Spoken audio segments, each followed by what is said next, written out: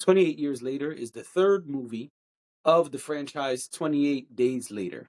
You got 28 Days Later, 28 Weeks Later, and now 28 Years Later. Now, 28 Years Later came out way after the last movie. Matter of fact, let me pull it up so I could give you the exact date of the last film. The last film, 28 Weeks Later, came out in 2007. So almost 20 years later, almost, it came out just this past weekend when I'm recording this, and I was able to see it. I saw 28 Years Later. I've also seen the other two films. It's a cool franchise. And so this is the first time that they have done one in quite some time, as you can see. And it was in theaters, and I was able to go check it out. I thought it was a solid film. I thought it was good, but not great. They did a lot of interesting things in this film. This is about a specific community that is kind of isolated and different from where the story took place in the other movies. Clearly, a lot of time has passed, and we fast forward to this moment in the future. We see how this community is thriving. You get to learn about their rules and how they live life and all of those things. And Aaron Taylor Johnson, I believe it's his name. Yes, Aaron Taylor Johnson is his name. He is pitched as the star of the movie, and it kind of is until midway through the movie, and then it kind of changes to the character who's his son in the film. And one can argue his son was truly the main character throughout the entire film. It's a really interesting story, but I think making the child the focal point of the movie kind of does it a disservice. I see that they tried to focus more on story than just a zombie crazy movie. And I appreciate that. I think that's part of what makes the movie good, because we all knew that there was going to be zombies and crazy stuff. They introduced new types of zombies as well. And I thought that was really cool how they did it.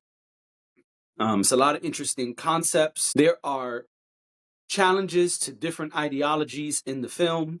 And I thought that was great too, because we see these characters challenging ideologies and challenging each other in different ways. And I always think that's cool to say, like, well, this is how it has to be. And then someone else was like, I mean, does it really have to be that way? I don't know. So I thought that was really cool. But the film dragged a bit. And I think there were just some pieces that could have been improved upon.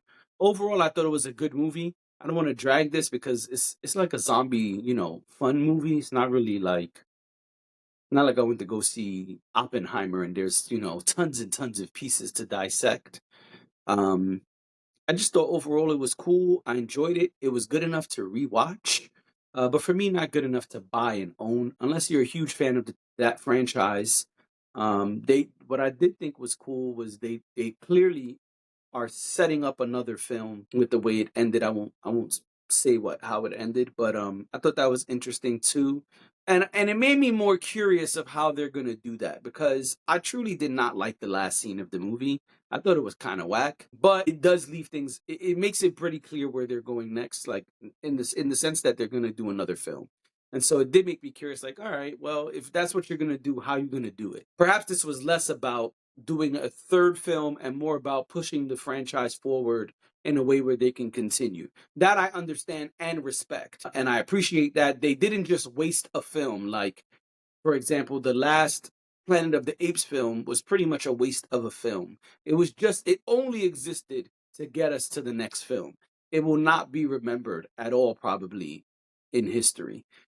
It just was a vehicle to get you to the next film. It really didn't do shit else. This one did establish multiple things. It was entertaining, it was memorable, and it wasn't just like, all right, let's just hurry up and get to the next thing. They didn't do a bunch of random shit that didn't make sense. They didn't drag it out, for this long ass movie.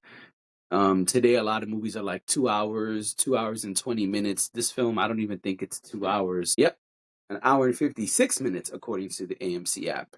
So yeah, it was under 2 hours. They didn't try to stretch it out and make it this long drawn out thing. And I appreciate that, because today you can tell when you go to the movies, and some movies are simply just trying to drag things out and make them like a 2 hour and a half, 2.5 hour movie.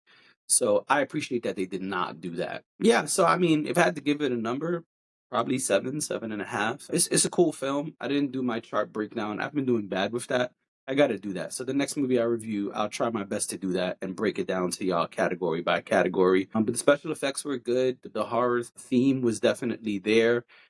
Um, and also just like cool sci-fi as well, because we all know this is not just horror; it's like horror sci-fi. So I think they check those boxes off pretty well as well. Yeah, that's it. That's my review for 28 years later.